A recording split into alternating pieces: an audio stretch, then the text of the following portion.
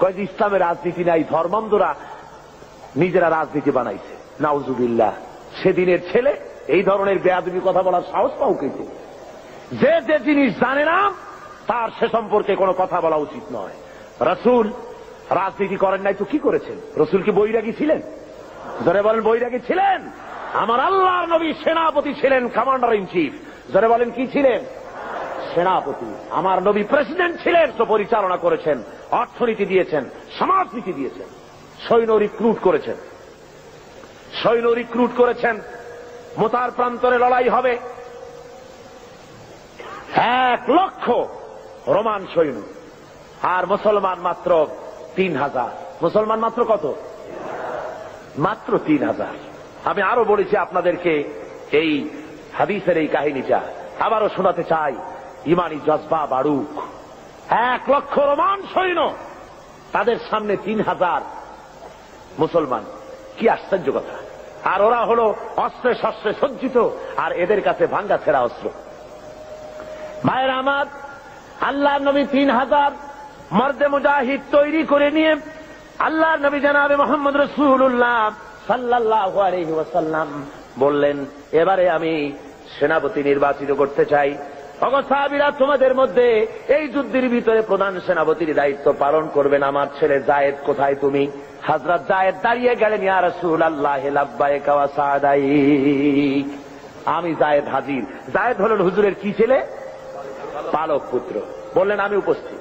হুজুর বললেন 2 নম্বরের সেনাপতির দায়িত্ব পালন করবে আমার চাচাতো ভাই হযরতে আলীর ছোট ভাই জাফর বিন আবি তালেব। কোথায় তুমি? উনিও দাঁড়িয়ে গেলেন। হুজুর বলেন 3 নম্বরে দায়িত্ব পালন করবে হযরতে আব্দুল্লাহ বিন রাওয়াহা। কোথায় তুমি? তিনিও দাঁড়ায় গেলেন। হুজুর বলেন তোমরা চলে যাও, নিজেদের বাড়ি গিয়ে বিবি বাল বাচ্চা মা বাপের কাছ থেকে বিদায় সালাম আরজ করে আস। ভাইয়ের আমার, আমি বলে থাকি, এই দুনিয়ায় না জেনে হঠাৎ করে সামনের থেকে পিছন থেকে কেউ যদি গুলি খায়, এ ধরনের গুলি খেয়ে মরা হলো এক জিনিস, আর জেনে বুঝে মরা হলো ভিন্ন জিনিস। বলেন ঠিক কিনা? ওনারা জানেন নিশ্চিতভাবে মরে যাওয়া ছাড়া কোনো পথ নাই। শাহাদাতের জন্য পেয়ালা ইফতারা পান করতে যাবেন, যেহেতু হুজুর বলেছেন জিহাদের ময়দানে সেনাপতি লাগবে একজন, কিন্তু হুজুর বলেছেন 3 জন। তাহলে বোঝা গেল এই 3 জনের একজনও ফিরে আসবে না, শহীদ হয়ে যাবে। হযরতে যায়েদ দাঁড়িয়ে বলেন, ইয়া রাসূলুল্লাহ, আমার তো আর যাওয়ার জায়গা নাই, আমার তো মা বাপ নাই, আপনি আমার আব্বা, আপনি হুকুম করেছেন। আমার মা হযরত আয়েশা ঘরে বসে শুনেছেন, আমি মেনে নিলাম। আমান্না সাল্লামনা সামি'না ওয়া আতা'না। হযরতে জাফর তিনি চলে গেলেন বাড়ি। বিবিকে ডেকে বলেন, ওরে বিবি, আমার সালাম নাও, আল্লাহ নবী আমাকে সেনাপতি বানাইছেন, মুতার যুদ্ধের রোমকদের বিরুদ্ধে লড়াই করতে যাচ্ছি। সুতরাং আমি তোমার কোনো হক আদায় করতে পারি নাই। স্বামী স্ত্রী হিসাবে ঘর গৃহবাস করতে গিয়ে কোনো হক যদি তোমার নষ্ট করে থাকি, আল্লাহর হস্তে তুমি আমারে মাফ করে দিও। স্ত্রী বলেন, ওগো আমার স্বামী, আল্লাহ নবী অর্ডার করেছেন, সে পথ থেকে ফিরবার কোনো ক্ষমতা আমার নাই। আমি বরং আল্লাহর কাছে দোয়া করি, রব্বুল আলামিন, আমার স্বামী জিহাদের ময়দানে যেতেছে, আমার স্বামীকে জিহাদি গাজী বানাই আমার কাছে আবার ফিরাইয়া দিও। হযরতে জাফর তরবারির উল্টা পিঠ দিয়া স্ত্রীর হাতের উপরে মৃদু আঘাত করলেন, বললেন, বিবি রে, উল্টা দোয়া করো না, তোমার উল্টা দোয়া আল্লাহ রব্বুল আলামিন কবুল করবেন না। যেহেতু নবীজি আমার নাম মাঝখানে বলেছেন, আমার আগেও একজন আছেন, পরেও একজন আছেন। আজকের তোমার সাথে এই মুহূর্তে জীবনের আমার শেষ দেখা, আর কোনদিন তোমার সাথে দেখা হবে না। তোমাকে সালাম দিয়ে যেতেছি, আমার বাচ্চা রইল, আমার বাচ্চাগুলারে দেখো, ওদেরকেও আমার এই রাস্তায় তুমি বানাইও। হযরতে জাফর রওনা করলেন। বিবি তড়পাচ্ছে, কাটা কবুতরের মতো বিবি ছটফট করে, আর পিছনে কলিজার টুকরা সন্তানগুলি আব্বা আব্বা বলে পিছনে পিছনে দৌড়ায়। মর্দে মুজাহিদ জাফর পিছনে একবারও তাকায় দেখলেন না, কে কান্দে কে দৌড়ায়। হযরতে আব্দুল্লাহ বিন রাওয়াহা তিনি চলে গেলেন নিজের বাড়ি। ওই দিন ছিল তার বাসর সজ্জা, ওই দিন ছিল তার ফুল সজ্জার রাত। নতুন বিবাহ করেছে, বাসর সজ্জা হবে। ঘরে গিয়ে শোনে বিবি কোরআন তেলাওয়াত করতেছে। হযরতে জাফর বলেন, বিবি রে, আমার সালাম গ্রহণ করো। হযরতে আব্দুল্লাহ বলেন, ও বিবি আমার সালাম গ্রহণ করো, তুমি কোরআন তেলাওয়াত একটু সময়ের জন্য বন্ধ করো। তোমার সঙ্গে বিয়ে হয়েছে কিন্তু আমি তোমার কোনো হক আদায় করতে পারি নাই, আমাকে তুমি আল্লাহর হস্তে মাফ করে দিও। নবীজি আমাকে সেনাপতি বানাইছেন জিহাদের ময়দানের জন্য, আমি চললাম জিহাদের মাঠে। বিবি বলে, স্বামী তুমি জানো আমি এই মদিনার এক সুন্দরী রমণী, আমিও জানি তুমি এই মদিনার সুন্দর সুপুরুষ, কিন্তু একবারও একটু দেখতে পারলাম না প্রাণ ভরিয়া। একটুখানি ঘরের মধ্যে আসো, তোমার চেহারাটা জীবনের মতো একবার দেখে নেই। স্বামী বলেন, আমি ঘরের মধ্যে ঢুকবো না, ঘরের মধ্যে ঢুকতে পরে তোমার প্রতি আমার প্রেমের আকর্ষণ বাড়বে, ভালোবাসা বাড়বে। বিবি বলে, আল্লাহর কসম প্রেম নিবেদন করব না। ঘরের মধ্যে ঢুকলে পরে শুধু একটি বারের জন্য আমি চেহারাটা দেখে রাখবো, যাতে করে কিয়ামতের দিন আল্লাহর দরবারে অগণিত মানুষের মাঝে তোমারে আমি স্বামী বলে যেন গ্রহণ করে নিতে পারি। হযরতে আব্দুল্লাহ বলেন, ওগো প্রাণের স্ত্রী, যদি তাই হয় সেজন্য আমাকে দেখার কোনো দরকার নাই।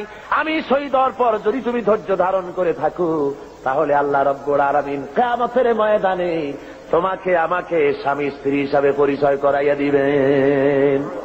তিনজন চলে গেলেন, 3000 সৈন্য নিয়ে চলে গেলেন তারা মুতার প্রান্তরে।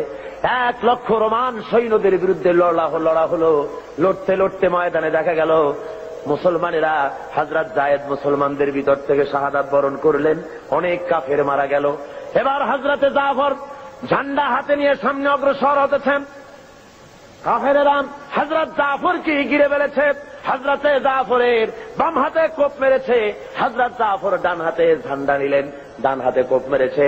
এবার দুটো হাত ঝুলে পড়লো, কাটা দুইটা হাত দিয়া ইসলামের ঝান্ডা বুকের সাথে জড়াইয়া ধরিয়া পাশের সাহাবীকে ডেকে বলে, আল্লাহর নবীর সাহাবী, নবীজিকে আমার বিদায় সালাম বলে দিও, আর নবীকে বলে দিও আল্লাহ নবীর হুকুম মোতাবেক ইসলামের পতাকা যতক্ষণ পর্যন্ত শরীরের মধ্যে রুহ ছিল আমি পতাকা মাটিতে পড়তে দেই নাই।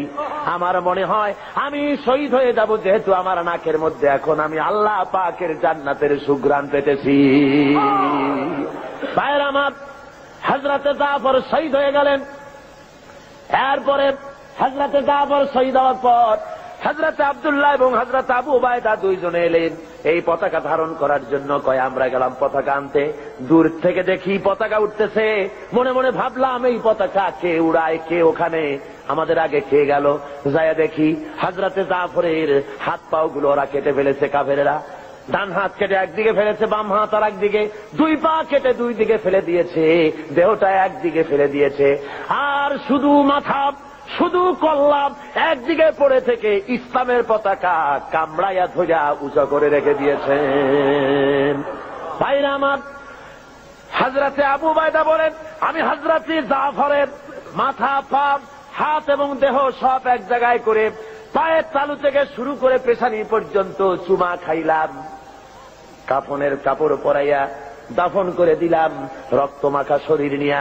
যেহেতু যারা শহীদ হয়ে যায় তাদেরকে গোসল করানো হয় না। মিয়া শহীদ হওয়া বড় সোজা ব্যাপার না, কঠিন ব্যাপার। শাহাদাতের মউত এত বরকতপূর্ণ মউত, রক্ত মাখা জামা গায়ে দিয়া, জুতা জামা যা থাকে ওই অবস্থায় তাকে কবরের মধ্যে শোয়াই দেওয়া হয়, গোসল দেওয়ানো হয় না। যেহেতু কবি বলেছেন, বামা হাসার গার খোদা পুরসিদ বাগুয়াম দার জবাবে ও শহীদে খঞ্জরে ইশকাত গওয়াহি আকাফুন্দারাম।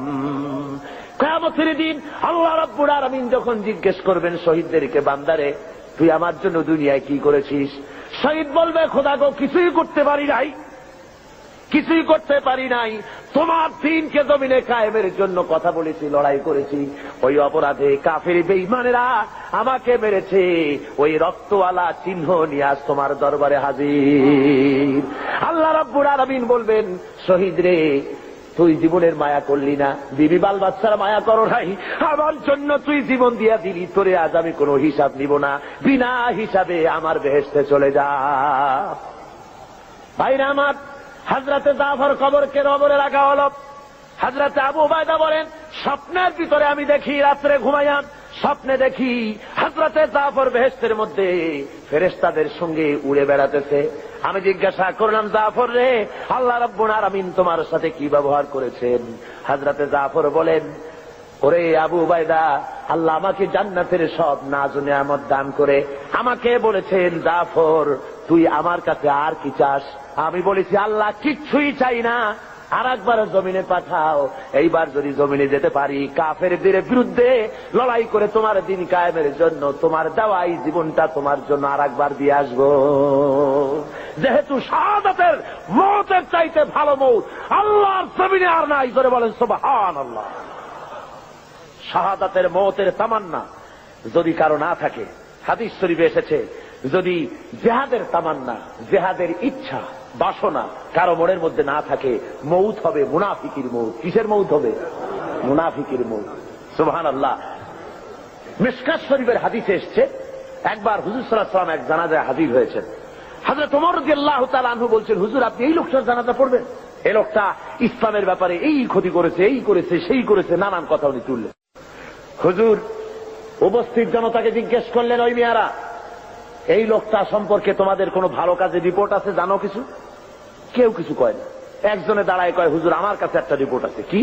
কয় যে একবার আমি দেখেছি একটা ইসলামের মুজাহিদ দল জিহাদ করে রাত্রে এক জায়গায় তাবু গেড়ে তারা বিশ্রাম আরাম করতেছিলেন, আর আমি এই লোকটাকে দেখেছি সারা রাত দাঁড়িয়ে দাঁড়িয়ে মুজাহিদদেরকে পাহারা দিয়েছে, যাতে করে এই মুজাহিদদের কারো কেউ অত্যাচার করতে না পারে, রাত্রে আক্রান্ত না হতে পারে, সেই জন্য সারা রাত এই লোকটা দাঁড়ায় দাঁড়ায় পাহারা দিতে আমি দেখেছি।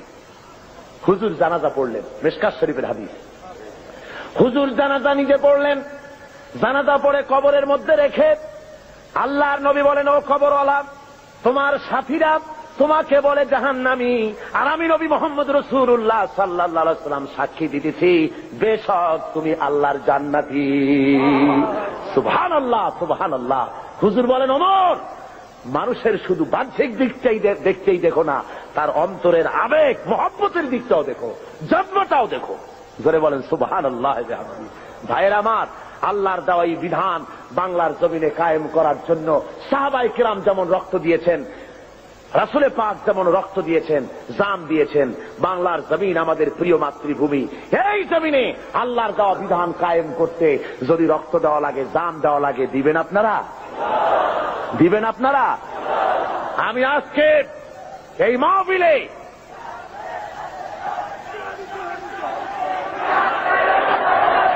আমি আপনাদের বলতে চাই, বাংলাদেশে আল্লাহ যদি মেহেরবানি করেন ইলেকশন আসতে পারে, পারে না? পারে কিনা? আল্লাহ মেহেরবানি করলে ইলেকশন আসবে, কিন্তু সেই ইলেকশন আসলে পরে গণতান্ত্রিক পদ্ধতিতে আল্লাহর দ্বীন কায়েম হওয়ার পথ আছে, সুযোগ আছে। যে কোন আদর্শকে সফলতার শীর্ষে পৌঁছে দেওয়ার জন্য দুইটা পথ, একটা বিপ্লব আর একটা হলো গণতন্ত্র। বিপ্লবের পথ রক্ত পিচ্ছিল, আর গণতন্ত্রের পথ সহজ এবং সাবলীল। আমাদের দেশে গণতন্ত্রের পরিবেশ আছে, আছে না? গণতন্ত্রের পরিবেশ আছে। এই গণতান্ত্রিক পরিবেশে যদি গণতন্ত্র আসে, ইলেকশন যদি হয়, তাহলে এবারের ভোটগুলি যাবে কোথায়? কাদের কাছে যাবে? ধরে বলেন, ইসলামের কাদের কাছে দিবেন? কিন্তু বসন্তের কোকিল আছে এক রকমের। বসন্তের কোকিল চেনেন? নাম শুনছেন, চেনেন না। বসন্তের কোকিল কারে বলে? সারা বছরে খোঁজ নাই, বসন্তের সময় কু কু করে, ঠিক কিনা? ইলেকশন আসতে পরে এক শ্রেণীর হুজুর আসবেন, সারা বছর রাজনৈতিক ময়দানে নাই, জেলে নাই, জরিমানায় নাই, কোথাও নাই। অতদলীয় মোর্চা, অতদলীয় নেতা, লোক নাই, জন নাই, এসে পাগড়ি মাথায় দিয়ে বলবে, ইসলাম গেল, আসুন আপনারা সবাই ভোট দিয়ে আমারে প্রেসিডেন্ট বানায় দেন।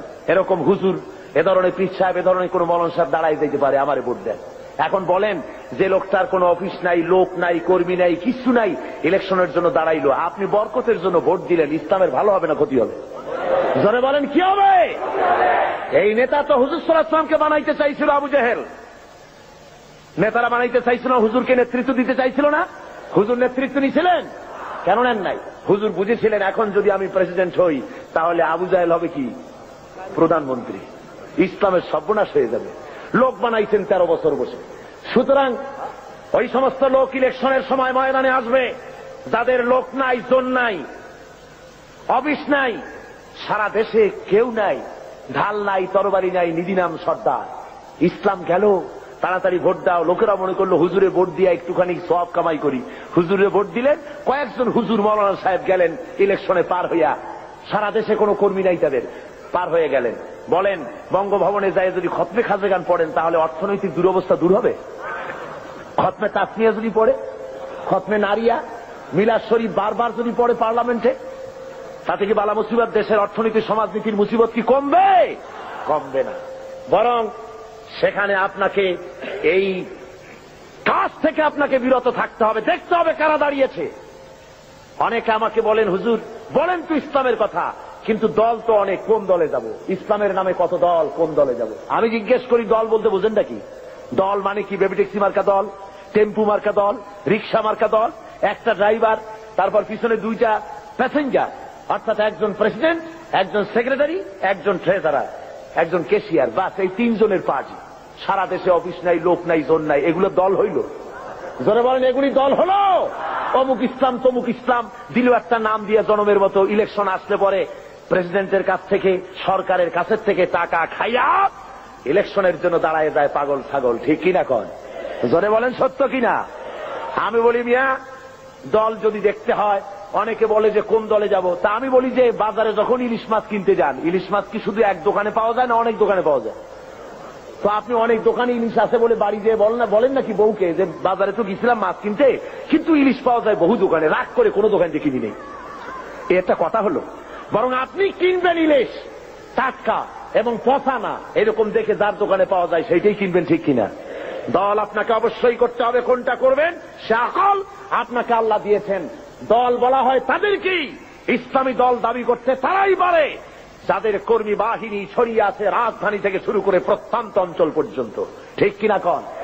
যারা ছাত্রদের ভিতরে কাজ করে, ইসলামের আওয়াজ তুলেছে ছাত্রদের ভিতরে, আওয়াজ তুলেছে শ্রমিকদের মধ্যে, আওয়াজ তুলেছে নারীদের মধ্যে, আওয়াজ তুলেছে অমুসলিমদের মধ্যে, আওয়াজ তুলেছে কল কারখানা, সেক্রেটারিয়েট, বঙ্গভবন, ক্যান্টনমেন্ট, সর্বত্র ইসলামের আওয়াজ তুলেছে। আর মানুষের চিন্তা শক্তির পরিশুদ্ধির জন্য অগণিত ইসলামী সাহিত্যের ভান্ডার, সাহিত্য সম্ভার দিয়ে গোটা দেশকে ছেড়ে ফেলেছে। তার নাম ইসলামী আন্দোলন। জোরে বলেন ঠিক কিনা? এই আন্দোলন কোনটি তা বোঝার মতো আকল আপনাদের থাকা উচিত, এবং সেই দলে শরীক হয়ে আল্লাহর দেওয়া বিধান বাংলার জমিনে প্রতিষ্ঠা করার দৃঢ় শপথে উজ্জীবিত হতে হবে।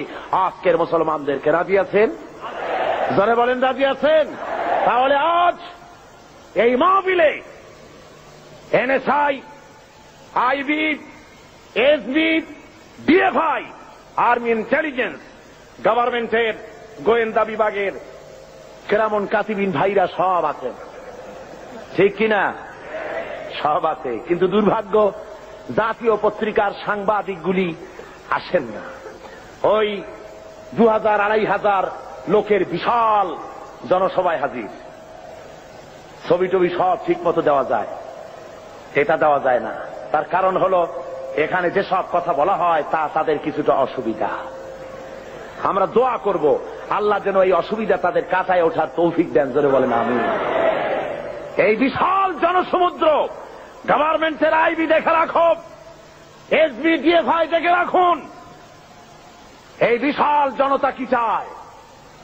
এই দেশের বুকে যারা ইসলাম চান, কোরআন ও সুন্নাহর আইন যারা চান, শুধুমাত্র সেই মুমিনেরা হাত তুলবেন, আর কেউ না। কোন মুনাফিক হাত তুলবেন না, এখন না, এখন না। কোন মুনাফিক হাত তুলবেন না, আল্লাহর কাছে দায়ী হয়ে যাবেন। যারা চান বাংলার জমিনে দিন কায়েম হোক এবং বসে থাকবেন না, ইসলামী আন্দোলনে শরীক হবেন আজকের থেকে, সেই সব মুমিনেরা হাত তুলবেন, একটা স্লোগান দিবেন এমন যে স্লোগান দিল্লির উপর থেকে মদিনা মুনাওয়ারা হয়ে আরশে আজিমে চলে যায়। পারবেন? কেউ মনে করবেন না আমি গভর্নমেন্ট হাই অফিসিয়াল, আমি একজন গভর্নমেন্টের বড় অফিসার, আমি যদি হা করে আল্লাহু আকবার বলি তাহলে আমার প্রেস্টিজ হ্যাম্পার করবে। থামুন, কোন মৌলানা সাহেব মনে করবেন না, থামো, কোন মৌলানা সাহেব মনে করবেন না আমি যদি হা করে তাকবীর দেই তাহলে আমার প্রেস্টিজ কনসার্ন হবে। এ ধরনের অসুবিধা হবে কারো? আলেম, পীর, বুজুর্গ, অফিসার, শিক্ষক, ছাত্র, শ্রমিক, মেহনতি জনতা, সমস্ত মানুষ এক মুহূর্তের ভিতরে গায়ের সমস্ত শক্তি গলার কাছে নিয়ে আসেন। জীবনের শ্রেষ্ঠ একটি স্লোগান দিবেন, সারা জীবনের শ্রেষ্ঠ একটি স্লোগান। এমন জোরে আওয়াজ তুলবেন কাফেরের কলিজা থরথর করে কাঁপবে। মুনাফিকি ছেড়ে দিয়ে ইসলামের কোলে চলে আসবে। পারবেন না? দুহাত উঁচু করে সিংহের মতো গর্জে উঠবেন, আকাশ বাতাস মথিত করে আওয়াজ চলে যাবে আরশে আযীমে। জোরে সরে দুহাত উঁচু করে সমগ্র শক্তি নিয়ে বলেন, নারে তাকবীর। আরো জোরে, নারে তাকবীর। দিন ইসলাম, দিন ইসলাম। বাংলাদেশ, বাংলাদেশ। পুরান হাদিস, পুরান হাদিস। ইসলামী সমাজ ব্যবস্থা, ইসলামী সমাজ ব্যবস্থা। আল কোরআনের আলো ঘরে ঘরে জালো। সারা বিশ্বের মুসলমান নারে তাকবীর। আরো জোরে নারে তাকবীর। এক মুহূর্তে বসে পড়ুন, এক সেকেন্ডের ভিতরে বসে পড়ুন। জোরে সরে জিকির করেন, লা ইলাহা ইল্লাল্লাহ।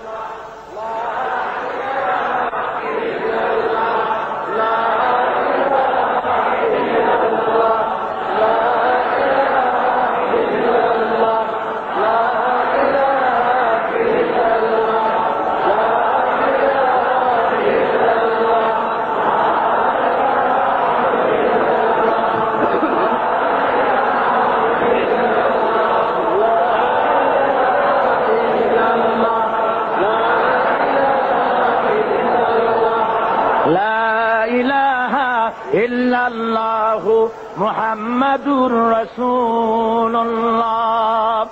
ভাইরা আমার, আল্লাহর দেওয়া বিধান জমিনের উপরে কায়েমের জন্য আমাদেরকে এগিয়ে আসতে হবে। মোনাজাত আর বেশি দেরি হবে না, অল্প সময়ের মধ্যে মোনাজাত করে দেব। যেহেতু বহু দূর দারাজ থেকে লোকেরা এসেছেন, রাত আজকে বেশি করা হবে না। আপনারা দাঁড়ানো মানুষেরা বসে পড়বেন। আল্লাহর দেওয়া এই বিধানকে বাংলার জমিনে কায়েম করার জন্য আমরা সকলে ঐক্যবদ্ধ হব এবং কিছু কথা বলবো, অত্যন্ত জরুরি যে কথাগুলি আপনাদের শুনতে হবে। চট্টগ্রাম হল, এই চট্টগ্রামের নাম ইসলামাবাদ। এটার নাম কি? জোরে বলুন। ইসলামাবাদ হিসাবে আল্লাহ যেন এটাকে কবুল করেন। জোরে বলেন আমিন। আমি একে উঠবে না, বসুন। এটা হলো, এর নাম ইসলামাবাদ। এই ইসলামাবাদের জমিনে বাংলাদেশে সর্বপ্রথম স্বাধীনতার পতাকা উঠেছে। এইখানে স্বাধীনতার পতাকা কোথায় উঠেছে? ধরে বলেন কোথায়? স্বাধীনতার পতাকা উঠেছে সর্বপ্রথম যেখানে ইসলামের পতাকা উঠবে সর্বপ্রথম সেখানে। ধরে বলেন ইনশাআল্লাহ। আজ আমাদের দেশে আমাদের বর্তমান সরকার, আমাদের বলতে হয়, সরকারের কাছে দাবি জানাচ্ছি, আমাদের ছেলেগুলিকে খারাপ বানাবেন না। আমাদের ছেলেগুলি খারাপ বানিয়ে দেওয়া হচ্ছে না, বলুন। ছেলেগুলিকে খারাপ বানিয়ে দেওয়া হচ্ছে। আমাদের ইউনিভার্সিটিগুলি সর্বনাশ করে দেওয়া হলো। ইউনিভার্সিটিগুলিতে অস্ত্র আমদানি করা হয়েছে। চট্টগ্রাম ইউনিভার্সিটি, আমি গত দ্বিতীয় দিনে বলেছি আপনাদের সামনে, চট্টগ্রামের একটি বিরাট গৌরব। জোরে বলেন ঠিক কিনা? বিগত 1 বছর 1.5 বছর ধরে এই ইউনিভার্সিটিতে কোনো সন্ত্রাস ছিল না, মারামারি ছিল না, ঠিক কিনা কন? সেইটা হইছে সন্ত্রাসের যুগ। আর যখন মানুষ মারা হলো, ছাত্র মারা হলো, তখন সন্ত্রাস হয় না। রাজশাহীতে যখন ছাত্র মারা হলো, শহীদ করা হলো, তখন সেটা সন্ত্রাস হয় না। রংপুরে যখন ছাত্র মারা হয় শহীদ, তখন সেটা সন্ত্রাস হয় না। কিন্তু চট্টগ্রামে ভালোভাবে আরামে কাজ চলতেছিল ইউনিভার্সিটির, সেটা নাকি খুব সন্ত্রাস হয়েছে। এখন খুব ভালো হয়েছে। আমি জানি না ভিসি এবং প্রভিসির অবস্থাটা কি। পত্রিকায় দেখতে পেলাম ভিসি বলছেন সাক্ষাৎকারে যে সেখানে আরো হলের ভিতরে নতুন করে গুন্ডা ঢুকানো হয়েছে, সশস্ত্র গুন্ডা ঢুকানো হয়েছে। আর প্রভিসি তিনি সাক্ষাৎকারে বললেন সাংবাদিকদের কাছে যে আমি কিছু দেখতে পাচ্ছি না, সবই নাকি নরমাল। সুতরাং এর চাইতে লজ্জাজনক আর কি হতে পারে? আমার কাছে খবর এসেছে গতকাল ইউনিভার্সিটির 30টা রুমের ভিতরে ছাত্রদের তাদের বইপত্র, বিছানাপত্র সব তছনছ করে ভেঙে চুরে সব শেষ করে দেওয়া হয়েছে। সুতরাং গভর্নমেন্ট ইচ্ছে করে এগুলি করতেছে, বলুন ঠিক কিনা? যারা বলেন সত্য কিনা? ঢাকা ইউনিভার্সিটি পুলিশ দিয়ে গভর্নমেন্ট অস্ত্র উদ্ধার করে নাই? জোরে বলেন করে নাই? তাহলে চট্টগ্রাম ইউনিভার্সিটিতে কোন নবাবজাদা নসরুল্লাহ খান বসে আছে যে তাকে হটাবার মতো ক্ষমতা গভর্নমেন্টের নাই? যদি গভর্নমেন্টের না থাকে ক্ষমতা, তাহলে এমন নপুংসক অবৈধ সরকারকে এক মুহূর্ত ক্ষমতায় থাকার আর অধিকার নাই।